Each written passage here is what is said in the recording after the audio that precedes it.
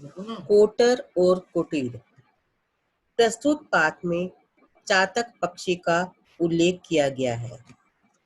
सबसे पहले मैं आपको चातक पक्षी के बारे में जानकारी देती हूँ। ये काले सफेद रंग का एक पक्षी है जो विश्व के सभी गर्म देशों अर्थात जहाँ तापमान ज्यादा होता है, गर्मी बहुत होती है, वहाँ ये पक्षी पाया जाता है। चातक पक्षी की ये विशेषता है कि वे साल भर पानी नहीं पीता। जब वर्षा ऋतु स्टार्ट होती है तो वर्षा ऋतु की पहली बूंद से ही वे अपनी प्यास बुझाता है। पानी के लिए वे साल भर व्रत रखता है, सिर्फ वे मानसून का इंतजार करता है। यदि उसे बहुत प्यास लगे, यदि बाई चांस हम उसे कहीं किसी नदी, सरोवर, तालाब में डाल भी दे तो अपना मुंह तेजी से बंद कर देता है कि वे तालाब का, सरोवर का पानी उसके मुंह में ना चला जाए। अर्थात वे प्यासा रह के भी अपने व्रत का पालन करता है और सिर्फ वर्षा ऋतु के जल को ही पीकर अपनी प्यास बुझाता है। हमारे आज के इस पाठ में चातक पक्षी और उसके पुत्र के बीच के वार्तालाप को बताया गया है। प्रस्तुत पाठ में चातक पुत्र अपनी पारंपरिक मान्यताओं को व्यर्थ मानकर पिता के कथन के विरुद्ध पानी पीकर अपनी प्यास बुझाना चाहता है। यहाँ बताया है कि चातक पक्षी का एक बेटा होता है, छोटा जो पक्षी होता है, वो क्या है, उसको एक बार बहुत प्यास लगती है तो वह अपने पिता को बोलता है कि मैं तुम्हारी पुरानी मान्यताओं को नहीं मानता कि प्यास लगे उसी वर्षा ऋतु का जल पीना है और दूसरा जल नहीं पीता। मैं तुम्हारी इस मान्यताओं को व्यर्थ मानता हूँ। तो अपने पिता के कथन के विरुद्ध पानी पीकर अपनी प्यास बुझाना चाहता है। उधर गोकुल पिता बुद्धन की शिक्षा को हृदय से अपनाते हुए अपने संस्कारों का दामन पल भर भी नहीं छोड़ना चाहता। गोकुल से प्रेरित होकर चातक पुत्र पुनः पिता के पास लौट जाता है। अभी यहाँ बताया कि एक बार चातक पक्षी के अपने पिता की बातों को ना मानते हुए जब उसे बहुत प्यास लगती है तो घर से निकल कर वह कहीं और पानी पीने के लिए चला जाता है। जब वो पानी पीने के लिए दूसरी जगह जाता है तो उसे क्या है, गोकुल नाम के एक लड़के से उसकी भेंट होती है, उसकी बातों से बहुत अधिक प्रेरित होता है। तो वे किस प्रकार प्रेरित होता है, इस पाठ का अध्ययन करके हम पाठ का वाचन करेंगे। कोटर। हमारा ये आज का पाठ दो भाग में विभाजित है, कोटर और कुटीर। कोटर का अर्थ है किसी वृक्ष का मोटा जो तना होता है ना, पार्ट जो मोटा भाग, मजबूत भाग, तो उसमें जो पक्षी लोग क्या है अपना निवास स्थान बनाने के लिए किसी वृक्ष के तने को खोखला कर देते हैं। उस खोखले पार्ट में पक्षी क्या है निवास करते हैं। इस किसी भी पेड़ के इस खोखले भाग को ही कोटर कहते हैं। हमारे इस पाठ के चित्र में भी क्या है, एक वृक्ष के तने के भाग को खोखला करके दो पक्षी को दिखाया गया है, चातक पक्षी को दिखाया गया है। ये भाग क्या है, कोटर भाग कहलाता है। तो हमारे कोटर भाग में हम पढ़ेंगे, दोपहर का समय था, सूर्य अग्नि शलाकाओं से पृथ्वी का शरीर दग्ध कर रहा था। अग्नि शलाकाओं मतलब बहुत तेज आग की लपटें। सूर्य की किरणें इतनी तेज थी जैसे आग की लपटें निकल रही, धरती पर, पृथ्वी पर क्या आग की लपटें गिर रही है। वृक्षों के पत्ते निष्पन्न थे। निष्पन्न मतलब हिलडुल नहीं रहे थे। अब गर्मी इतनी तेज थी, हवा बिल्कुल नहीं चल रही थी, तो हवा चलने के कारण क्या है, पेड़ पौधे के पत्ते भी क्या है, निष्पन्न थे। मानो किसी भयंकर कांड की आशंका से सास ही साधे खड़े थे। इसी तरह अपने छोटे से कोतल के बीते बैठे हुए चातक पुत्र ने कहा, पिता। चातक ने अपनी चोंच कुमार की पीठ पर फेरते हुए प्यास से कहा, क्या है बेटा? प्यास के मारे चोंच तक प्राण आ गए। बेटा, अधीर ना हो, समय सदा एक सा नहीं रहता। अब यहाँ बताया है कि चातक पक्षी का जब छोटा बच्चा होता है उसे बहुत अधिक प्यास लगती है, तो अपने पिता को क्या बोलता है कि मेरी क्या है, प्यास के कारण मेरी जान निकल रही है। तो चातक पक्षी अपने बेटे को कहता है, बेटा अधीर ना हो। अधीर मतलब बेचैन ना हो, समय सदा एक सा नहीं रहता। अभी ज्यादा गर्मी है तो अभी बारिश आएगी तो क्या है, बारिश का जल पीकर क्या है अपनी प्यास बुझा सकते हो। तो कुछ समय की बात है, तुम अधीर ना हो, बेचैन ना हो, तसल्ली रखो। तो यही तो मैं कहता हूँ, समय सदा एक सा नहीं रहता। पुरानी बातें समय के लिए थी, आप अब भी उन्हें इसी तरह छाती से चिपकाए हुए हैं जिस तरह वानरी मरे बच्चों को चिपकाए रहती है। घनश्याम की बाट जोते रहिए। अब यहाँ पक्षी ने अपने पिता को क्या कहा कि हाँ, कोई पुरानी बातों को नहीं, मतलब तुम क्या पुरानी बातों को ही मानने में लगे हो कि हम पानी, यहाँ का पानी नहीं पिएंगे, वहां का पानी नहीं पिएंगे, सिर्फ बारिश का ही पानी पिएंगे, तो तुम क्या अपनी पुरानी मान्यता को पकड़ कर बैठे हुए हो। तुम घनश्याम की बाट जोत, घनश्याम मतलब बादल, बाट जोतना क्या है, एक मुहावरा है, मतलब क्या है, राह देखना। अतः तुम बादलों की राह देख रहे हो, कब काले बादल घिने, कब बारिश होए और कब हम पानी पिए। अब मुझसे ये नहीं सध सकता। तो पक्षी चाहता, पक्षी का बेटा क्या बोलता है, मुझसे अपनी प्यास अभी सहन नहीं होती, मैं अभी नहीं रुक सकता। घनश्याम के सिवा हम और किसी का जल ग्रहण नहीं करते, यही हमारे कुल का व्रत है। इस व्रत के कारण अपने गोत्र में ना तो किसी की मृत्यु हुई और ना ही कोई दूसरा अनर्थ। आप कहते हैं कोई अनर्थ नहीं हुआ, और मैं कहता हूँ प्यास की यंत्रणा से बढ़कर और अनर्थ क्या होगा। जहां से भी होगा मैं जल ग्रहण करूंगा ही। अभी चाहता पक्षी अपने पुत्र को क्या कहता है कि हमारी जात में, गोत्र मतलब हमारी जाति में आज तक कभी ऐसा नहीं हुआ कि प्यास के कारण कोई पक्षी मरा हो, या किसी की मृत्यु हुई हो, या कोई अनर्थ हुआ। तो चाहता पक्षी का बेटा क्या बोलता है, आप क्या है अनर्थ की बात कर रहे हो, मैं प्यासे से मेरी जान निकल रही है, तो ये कोई अनर्थ नहीं है क्या। जहां से भी होगा मैं जल ग्रहण तो करूंगा ही करूंगा, मैं तुम्हारी बात को मानने वाला नहीं, पानी अब कहीं से जाकर पी लूंगा। तो चातक शेर का पंख फड़फड़ाने लगा। थोड़ी देर तक चुप रहकर वे बोला, बेटा धैर्य इस व्रत के कारण ही पानी बरसता है और धरती माता की गोद हरी भरी होती है। ये व्रत इस तरह नष्ट कर देने की वस्तु नहीं है। तो अब चातक पक्षी अपने बेटे को क्या कह रहा है कि हमारे इस धैर्य के कारण ही क्या है, धरती हरी भरी रहती है। अतः जब हमारे पक्षियों की, जब क्या है, चातक पक्षी अपने पीपी की आवाज करके आकाश की तरफ देखता है, तो ऐसी मान्यता मानी गई है कि चातक पक्षी की आवाज सुनकर ही क्या है, बादलों से क्या है, बारिश होने लगती है। तो चातक पक्षी कहता है हमारी आवाज गुनाह सुनकर ही क्या है, बादल बरसते हैं, सिर्फ धरती क्या है, में हरियाली छाई रहती है, इसलिए तुम थोड़ा सब्र का इंतजार करो। लाडले लड़के ने कहा, व्रत पालन करते हुए इतने दिन तो हो गए, पानी का कहीं चिन्ह तक नहीं है। गर्मी ऐसी पड़ रही है कि धरती के नदी नाले सब सूख गए हैं। कि सूर्य के निकट रहने वाले आकाश के मेघों में पानी टिक ही कैसा सकता है। तभी लड़का क्या बोल रहा है कि हमारा ऐसा व्रत करते हुए हमारे कितने दिन हो गए, और तो पानी का तो कहीं निशान नहीं दिख रहा, और गर्मी ऐसी पड़ रही है कि धरती के जितने नदी नाले तालाब है सब सूख गए हैं। सूर्य की किरणें इतनी तेज पड़ रही है कि जो सूर्य के आसपास जो आकाश के बादल कैसे मिल सकते हैं, मतलब ये बच्चा क्या कहीं ऐसे क्वेश्चन कर रहा है अपने पिता से। बेटा पृथ्वी का ये निर्जल उपवास है, इसी पुण्य से उसे जीवन दान मिलेगा। भोजन का पूरा स्वाद और पूरी तृप्ति पाने के लिए थोड़ी सी शुद्धा सहन करना अनिवार्य ही नहीं, आवश्यक भी है। तो अभी पिता क्या है, मतदाता पक्ष अपने बेटों को क्या समझा रहा है, ये हमारा निर्जल उपवास है, मेरा जल पिए, हम क्या व्रत रख रहे हैं, इसी व्रत से हमें क्या जीवन दान मिलेगा। जिस प्रकार क्या है, भोजन का स्वाद लेना हो, भोजन की तृप्ति लेनी होती है, कोई से हमें क्या भूख सहन करनी पड़ती है। या शुद्धा वर्द आया, शुद्धा मतलब है भूख, कि हम जैसे क्या है, इससे हमें भूख लगी तो हम खाना खाए तो हमें खाने का स्वाद ज्यादा लगता है। यदि हमारा पेट भरा है और हम खाना खाए तो हमें खाना का वो तृप्ति प्राप्त नहीं होती। तो मतलब यहाँ चाहता पक्षी अपने बेटे को क्या कह रहा है कि हमें पूरा स्वाद और पूरी तृप्ति पाने के लिए थोड़ी सी भूख को सहन करना पड़ेगा। तो इस पर उसका बेटा क्या जवाब देता है, पिताजी मैं थोड़ी सी शुद्धा से नहीं डरता, पर तू ये भी नहीं चाहता कि शुद्धा ही शुद्धा सहन करता रहूं।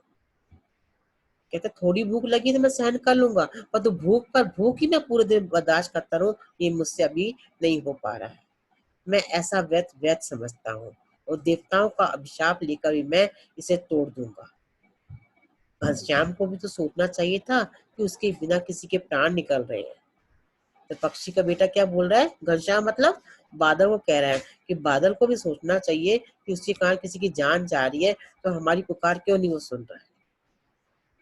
आदमी ने मेघों पर अविश्वास करके कृषि की रक्षा के लिए नहर, तालाब और कुओं का बंदोबस्त कर लिया है। कृषि ने आपकी तरह सिर नहीं हिलाया कि मैं तो घनश्याम के सिवा वो किसी का जल नहीं छूऊंगा। हम ही क्यों इस तरह कष्ट सहे? आप चाहे मुझे रखें या छोड़े, मैं ये झंझट ना मानूंगा। अब चाहता पक्षी का बेटा अपने पिता से क्या कह रहा है कि देखो जैसे क्या है, आदमियों ने क्या मतलब इंसान का उदाहरण देके बता रहा है कि इंसान कभी बालों पर निर्भर नहीं करता। उसे कोई खेती करनी हो, कृषि करनी हो, तो अपना क्या पानी के मतलब सिंचाई करने के लिए कोई नहर, तालाब, कुआं किसी का भी बंदोबस्त कर लेता है। तो ये नहीं बोलेगा कि बादल की वर्षा की बारिश गिरेगी तभी मैं सिंचाई करूंगा। यदि इंसान क्या है बालों पर आविष्कार करके पर विश्वास नहीं कर रहा है, तो हम ही क्यों क्या है बालों को ध्यान लगा के बैठे रहे, टकटकी लगा के अभी बादल से वर्षा होगी, अब पानी पिएगी। हम ही क्यों इतना कष्ट सहे? जब संसार में कोई इतना कष्ट सहन नहीं कर रहा है, तो हम ही क्यों कष्ट सह करें? आप मुझे रखे या ना रखे, मैं तो इस झंझट को नहीं मानूंगा, मैं तुम्हारी इस मान्यता को नहीं मानूंगा, कहीं भी पानी पीने जाऊंगा। चातक ने देखा मामला बेढप होता जा रहा है। अब अपने बच्चे की बात सुनकर चाचा पशु के लगा मामला तो बहुत अधिक आगे बढ़ गया है, ये इस तरह न मानेगा। कहा ये बताओ तुम जल कहाँ से ग्रहण करोगे? तो चाचा पक्षी अपने बेटे से बोलता तुम बताओ, तुम बाहर जा रहे हो, तुम कहाँ से जल ग्रहण करोगे, कहाँ से पानी पियोगे? चातक पुत्र चुप। उसने अभी तक इस बात पर विचार ही नहीं किया था। ये सोचा था जिस प्रकार लाखों जीव जंतु जल पीते हैं, उसी प्रकार मैं भी पीऊंगा। परंतु ये प्रकार कैसा है, उसकी समझ में ना आया था। लड़के को चुप देखकर पिता ने समझा कमजोरी यही है। वे जानता था कि कमजोरी पर ऊपर से ही आक्रमण करना विजय की पहली सीढ़ी है। चुप कैसे रह गए? बताओ तुम जल कहाँ से ग्रहण करोगे? हिचकिचाकर अपनी बात स्वयं ही खड़खड़ करते हुए लड़के ने कहा जहाँ से दूसरे ग्रहण करते हैं वहीं से मैं भी करूंगा। तो चातक पक्षी ने अपने बेटे से पूछा तुम कहाँ से जल ग्रहण करोगे? चातक पक्षी क्या कहता है? पहले तो उसके पास कोई उत्तर नहीं आया, क्योंकि उसकी निगाह में आ गया घर के पास जो तालाब है, गंदा पानी है, मैं गंदा पानी कैसे पीऊंगा? कई तरह के क्वेश्चन आए, उसने अपने पिता को जवाब नहीं दिया। जब वो चुप रहा तो पिता ने कहा ये उसकी कमजोरी है, इसी कमजोरी के कारण क्या है इसका मैं ये जो इसको व्रत का मैं पालन करने दूंगा, उसकी बात नहीं मानू। तो चातक पक्षी ने हार के क्या जवाब दिया, जहाँ सब पक्षी पीते हैं मैं वहीं पे भी मैं वहां जाके ये जल पी लूंगा। पिता ने कहा पड़ोस में ये पोखरी है, अनेक पशु पक्षी और आदमी भी वहां आकर पीते हैं, तुम वहां जल पी सकोगे? बोलो है हिम्मत? चातक पुत्र को उस पोखरी के स्मरण से ही फुरहरी आ गई। आह, इसमें कितनी गंदगी, पत्ते, सूखी डंडल आदि गिर गिर कर उसमें सड़ते रहते हैं। कीड़े कुलबुलाते हुए साफ दिखाई दे सकते हैं। लोग उसमें कपड़े निखारने आते हैं या गंदे करने। कई बार सोचने पर भी समझ न सका था। जब पिता ने पूछा कि तुम्हारे घर के पास सामने पोखरा है जहाँ पर सब पशु पक्षी आकर पानी पी रहे हैं, तो ये चाहता पक्षी रोज देखता था कि सामने पोखर जो छोटा पोखर मतलब छोटा सा तालाब था, उस तालाब में रोज सब पक्षी आकर पी रहे हैं, पेड़ों के पत्ते गिर रहे हैं, सब पत्ते सड़ गए, वहां पर लोग अपने गंदे कपड़े धोने आते हैं। तो उसके दिमाग में रोज ये क्वेश्चन आ रहा था कि लोग कपड़े धोने आते हैं, कपड़े से धुलते हैं, ये कपड़े गंदे हो रहे हैं इतने गंदे पानी में। तो ये बार बार ये बात सुन रहा था। तो जब उसके पिता ने कहा तू वहां का जल पिएगा, तो उसकी क्या एकदम से वो कांप उसकी पोखरी की मतलब ये सोच कर इसको फुरहरी आ गई, मतलब उसके रोंगटे खड़े हो गए कि मैं इतना गंदा पानी पीऊंगा। तो चातक बोला बेटा अभी तुम नासमझ हो, चाहे जहां से पानी ग्रहण करना इस समय तुम आसान समझ रहे हो, परंतु जब इसके लिए बाहर निकलोगे तब तुम्हें मालूम पड़ेगा। हमारी प्यास के साथ करोड़ों की प्यास है और तृप्ति के साथ करोड़ों की तृप्ति। तुझसे अकेले तृप्त होते कैसे बनेगा? चातक पुत्र इस समय अपने हठ को पुष्ट करने वाली कोई युक्ति सोच रहा था। पिता की बात बिना सुने ही बोल उठा मैं गंगा जैन करूंगा। जब पिता के कहने से वे नहीं माना, उसने कहा सब ठीक है, ये पोखर का पानी गंदा है तो मैं गंगा जल ग्रहण कर लूंगा। चातक ने कहा गंगा जी यहाँ से 5 दिन की उड़ान पर है, तू नहीं मानता तो जा, परंतु यदि तूने और कहीं एक बूंद भी ली तो हमें मुंह न दिखाना।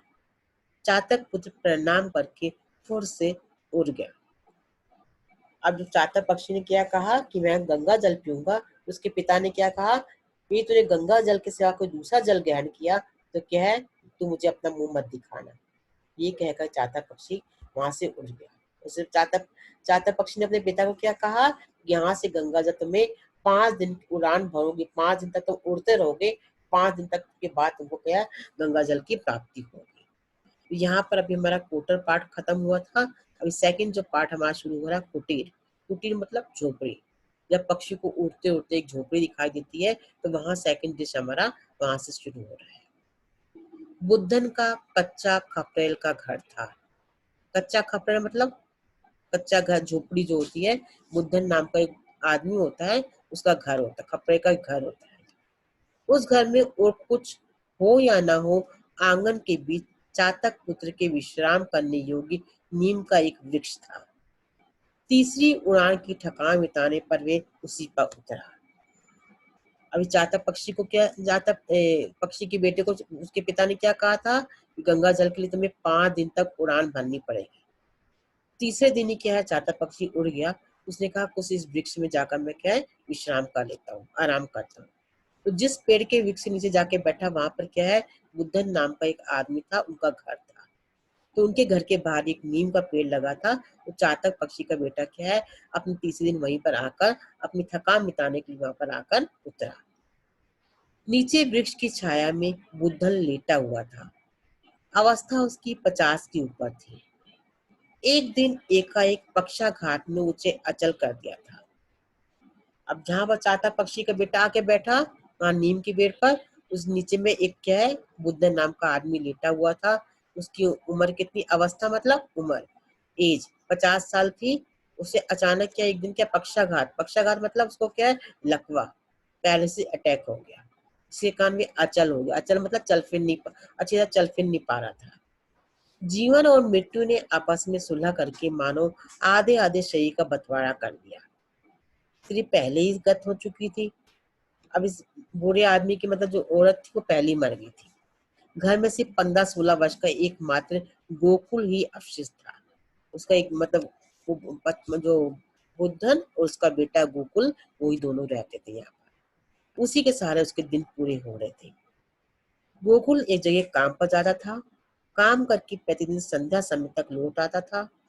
आज अभी तक नहीं आया था, इसलिए बुद्धन उसके लिए छटपटा रहा था।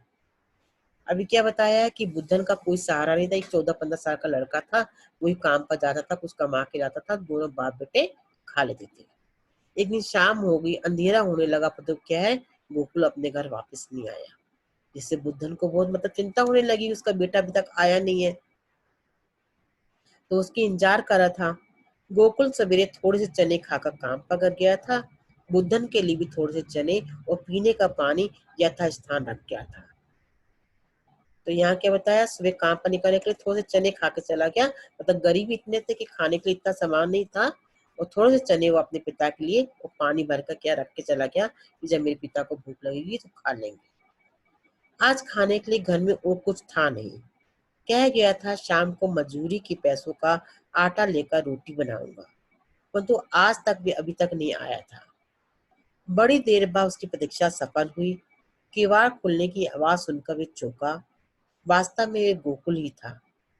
उसने कहा, कौन? गोकुल बेटा, आज बड़ी देर लगाई। गोकुल धीरे से पिता की खाट के पास आकर रोने लगा। बुद्धन ने घबरा कर पूछा, क्या हुआ बेटा, क्या हुआ?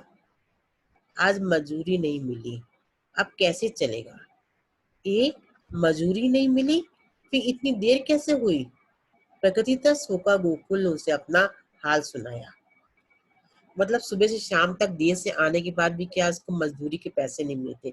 तो रोज काम करता था, रोज काम करने में उसको पैसे मिलते थे, तो घर में आकर क्या दाल आटा सब्जी ले आता था, उसे दोनों बाप बेटे अपना पेट भरते थे। तो आज उससे क्या मजदूरी के पैसे नहीं मिले, इसलिए आते सारी वे अपने पिता की खाट मतलब खटिया, जब बिस्तर के पास गया जहाँ लेटे हुए थे, और जाकर रोने लगा।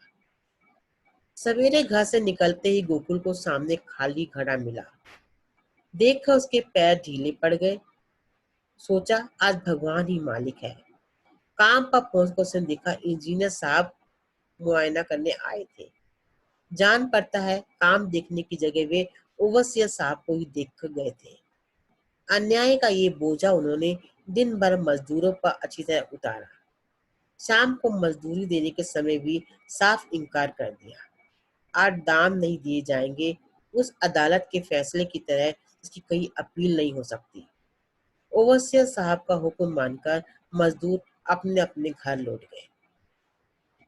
अभी गोकुल ने अपने पिता को क्या बताया कि आज जब मैं काम पर गया तो क्या है, वहां पर इंजीनियर साहब मतलब जो है वो क्या है, इंस्पेक्शन करने आए थे। उन्हें इंस्पेक्शन करके जो वहाँ के जो ओवरसीज मतलब जो मैनेजर था, उनका भी मतलब देखा कि काम करने का ढंग क्या है, तो उन्हें डांटा फटकारा। तो गुस्से से क्या उसने किया, आज हमें किसी मजदूर को उसने पैसे नहीं दिए। उसने बोला आज शाम की मजदूरी तुम्हें नहीं मिलेगी। तो ओवरसीज साहब का क्या है, हुक्म मानकर मजदूर अपने अपने घर चले गए। किसी ने भी क्या है उनसे पैसे नहीं मांगे। गोकुल लौटा चला आ रहा था कि एक जगह उसे रास्ते में कुछ पड़ा दिखाई दिया। पास पहुंचने पर मालूम हुआ रुपए पैसे रखने का बटुआ है। उठाकर देखा तो काफी वजनदार था। ये सोच में पड़ गया, इसे खोल कर देखना चाहिए या नहीं। टटोलने पर मालूम हुआ रुपए है, और बहुत कम भी नहीं। थोड़ी देर तक वे वही खड़ा खड़ा सोचता रहा, इसका क्या करूं। उसके पिता ने उसे अब तक जो कुछ सिखाया था, उसने उसे इस बात के सोचने का अवसर ही नहीं दिया कि बटुआ अपने पास रख ले। वो यही सोच रहा था कि बटुआ किसका है। तो यहाँ भाई गोकुल क्या बता रहा है कि जब उसे मजदूरी नहीं मिली, वे घर वापस लौट रहा था, तो जब रास्ते में चल रहा था उसे क्या मिला, उसे बटुआ। बटुआ मतलब क्या है, एक पर्स मिला। उस पर्स में मतलब काफी वजनदार था, उसमें बहुत सारे पैसे रखे थे। तो कुछ देर वो अपने हाथ में पर्स लेकर खड़ा रहा। अभी गोकुल है तो ईमानदार था, क्योंकि पिता ने उसे ऐसी शिक्षा दी थी कि अभी तुमने बेईमानी से धोखे से धोखाधड़ी नहीं करनी, बेईमानी नहीं करनी। तो ऐसे किसी को मतलब उसने पर्स देखकर उसको समझ में नहीं आ रहा था इस पर्स का मैं क्या करूं। तो थोड़ी देर में यहाँ उस दिखता रहा, उसके पिता ने उसे अब तक यही सिखाया था। तो उसने इस बात को सोचने का अवसर ही नहीं दिया, और बटुआ अपने पास रख ले। तो यही सोच रहा था कि ये बटुआ किसका है। उसे ध्यान आया, अचानक उसे क्या याद आता है कि कुछ दूर उसने एक गाड़ी जाती हुई देखी थी। उसके उसमें कान में पिरोई सोने की बाली पहने हुए एक महते बैठे थे। महते मतलब क्या है, एक बड़ा आदमी बैठा हुआ था। संभव है ये बटुआ उन्हीं का हो। कुएं पर गाड़ी रोककर उन्होंने पानी पिया होगा। उसने इस बात का विचार ही नहीं किया, और गाड़ी तक जाने में कितना समय लगेगा वे दौड़ पड़ा। तो अभी अचानक क्या है, गोकुल को याद आता है ये बटुआ क्या, यहाँ से एक गाड़ी गई थी, वहां पे एक अच्छा कुछ सज्जन पुरुष बैठे हुए थे। शायद उनका ही वो यहाँ पर उतर के कुएं के पास रुके होंगे पानी पीने के लिए, उनका बटुआ गिर गया। तो ये बात जब उसके दिमाग में आई तो उसे बिना सोचे विचारे किया, उसने दौड़ लगा दी। जहां से गाड़ी जाने का रास्ता था गई थी, उसे दौड़ लगाते लगाते वो गाड़ी के पास, आधे घंटे परिश्रम के बाद वो गाड़ी के पास पहुंच गया। गोकुल ने हाँफते हाँफते पूछा, महते तुम्हारा कुछ खो तो नहीं गया। महते ने चौंक कर गाड़ी में इधर उधर देखा। महते मतलब अफसर आदमी को बोला गया है। साथ ही जेब पर हाथ रखा तो पाषाण की तरह निष्पन्न हो गए। गोकुल से महते की ये अवस्था देखी न गई। ये बटुआ दिखाकर उसने झट से प्रश्न कर दिया कि तुम्हारा है। तो वहां जाके वो क्या है, वो अफसर से क्या पूछता है कि तुम्हारा कुछ गुम तो नहीं गया। तो अफसर ने अपने हाथ में जब जेब में हाथ डाला, उसने देखा कि हाँ, वो एकदम मतलब हैरान रह गया कि हाँ भाई मेरा तो पर्स ही नहीं है। पर जो उस सज्जन की मतलब उस क्या है, अफसर की क्या है अवस्था देखकर गोकुल उसकी तरफ पास आगे बढ़ाया कि ये तुम्हारा तो नहीं है। महते ने कहा, भगवान तुझे सुखी रखे भैया, इसे कहाँ पाया, रास्ते में पड़ा था, इसमें रुपए है। महते ने हिसाब लगाकर बताया, 42 रुपए, एक अठन्नी, एक घिसी बेकाम दुकानी, 10 या 12 आने पैसे, एक चांदी का छल्ला। गोकुल ने बटुआ खोलकर रुपए गिने, सब ठीक निकले। बटुआ हाथ में लेकर महते की आंखों में आंसू भर आए। बोले, इतनी बड़ी रकम पाकर भी जिसे इसका लोभ न हो, भैया मैंने ऐसा आदमी आज तक नहीं देखा। यदि किसी और को ये बटुआ मिलता तो मेरा मरण हो जाता। मेरा रोम रोम आशीष दे रहा है, भगवान तुम्हें सदा सुखी रखे। जब उसने क्या है, अफसर आदमी देखा कि हाँ उसके बटुए से एक पैसा भी कम नहीं हुआ है, तो क्या उसने मतलब गोकुल को बहुत ज्यादा आशीर्वाद दिए, वो कहा तुझे सदा सुखी रखे। ये कहकर महते ने बटुए से निकालकर गोकुल को 2 रुपए देने चाहे। उसने सिर्फ कहा, मेरे बप्पा ने किसी से भीख लेने के लिए मुझे मना किया है, मुफ्त के पैसे मैं ना लूंगा। महते के सजल नेत्र विस्मय से खुले ही रह गए। गोकुल थोड़ी ही देर में उस अंधकार से उनकी आंखों से ओझल हो गया। सब वृतांत सुनाकर गोकुल अपराधी की भांति खड़ा होकर बोला, बप्पा, आज खाने के लिए कुछ नहीं है। महते से कुछ उधार मांग लाता, सब ठीक हो जाता। मेरी समझ में ये बात उस समय आई ही नहीं। बुद्धन की आंखों से झरझर आंसू झरने लगे। गोकुल को अपनी दोनों भुजाओं में भरकर उसने छोटी छाती से लगा लिया। उसे जिस तृप्ति का अनुभव होने लगा, वे दो एक दिन की तो बात ही क्या, जीवन भर की शुद्धा शांत कर सकती है। धन संपत्ति, मान और बढ़ाई सब उसे तुझ से प्रतीत होने लगे, मानो एकाएक उसके सब दुख दूर हो गए हैं। अब वे बिना किसी चिंता के मृत्यु का आलिंगन इसी क्षण कर सकता है। अब जब क्या है, बुद्धा ने देखा है कि उसका बेटे ने इतनी ईमानदारी से पैसे लिए आए, उसने कहा नहीं मेरे, जब उसने 2 रुपए देने चाहे तभी नहीं लिए। इतना पूरी कहानी जब उसके बेटे ने अपने पिता को बताई, तो पिता की आंखों में आंसू निकल आए कि हाँ, सच में आज तक मैंने अपने बेटे को जो शिक्षा दी है, मेरे बेटे ने क्या है उस शिक्षा का पालन किया है। तो वह क्या है, उसकी आंखों से आंसू आने लग जाते हैं। वो कहता है कि हाँ, मुझे आज ऐसे लगा कि मैं बेचिंत होकर अपनी मृत्यु पे है, मेरी मेरी मृत्यु भी आ गई तो मुझे कोई चिंता नहीं। वह लड़का क्या है, ईमानदारी के रास्ते पर चल रहा है। ये सब सुनकर क्या है, उसने कहा इस मतलब ये मेरे जीवन की सबसे बड़ी शांति है, सबसे कि मेरा बेटा क्या है मेरे नक्शे कदम पर चल रहा है। धन संपत्ति, मान बढ़ाई सब उसको क्या है तुच्छ लगी। कहते इस ईमानदारी के आगे धन संपत्ति सब, मान बढ़ाई सब क्या है तुच्छ है।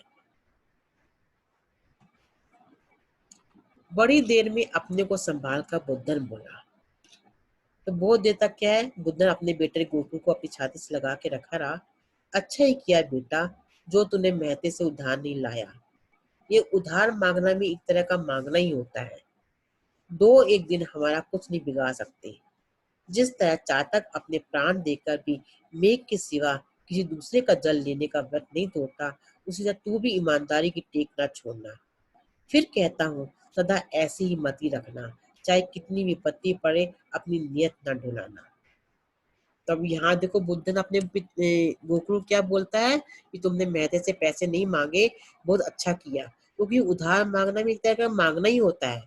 हम कोई बात नहीं, 1-2 दिन हम यदि नहीं कुछ खाएंगे तो हमारा कुछ नहीं बिगड़ जाएगा। तो अपने बेटे को क्या है, बुद्धन अपने बेटे गोकुल को उदाहरण दे रहा है, जिस प्रकार देखो चातर पक्षी के प्राण निकल जाए, परंतु वो मेघ के सिवा, बादलों के सिवा किसी दूसरे का जल ग्रहण नहीं करता। उसी प्रकार क्या है, हम भी क्या है ईमानदारी के रास्ते पे चलेंगे। तुम ऐसी अपनी मति बनाए, अपना दिमाग बनाए रखना, कितनी विपत्ति आए तुम अपनी क्या है ईमानदारी के रास्ते को मत छोड़ना। मतलब क्या है, बुद्धन ने गोकुल को किसका उदाहरण दिया, चातक पक्षी का। जो चातक पक्षी का बच्चा जो क्या है, उनके घर के नीचे जो ऊपर पेड़ था, उस नीम के पेड़ के ऊपर बैठा था, वो दोनों बाप बेटे की बातों को सुन रहा था कि उसका जो है बुद्धन क्या अपने बेटे को उन्हीं का उदाहरण देकर समझा रहा है कि चातक जिस प्रकार क्या है अपने प्राण देकर भी मेघ के सिवा के दूसरे का जल ग्रहण नहीं करता, उसी प्रकार क्या हम अपनी ईमानदारी के धन से क्या है हम खाएंगे। ऊपर चातक पुत्र सुन रहा था, उसकी आंखों से भी झरझर आंसू झरने लगे। बड़ी कठिनता से वे रात बिता सका। वो फटते ही बड़े सवेरे में फिर उड़ा, परंतु आज भी विपरीत दिशा को चला, उसी दिशा को जिधर से वे आया था। उसकी उड़ान पहले से तेज हो गई थी, फिर भी अपने कोटा तक पहुंचने में 4 दिन की जगह 7 दिन लग गए।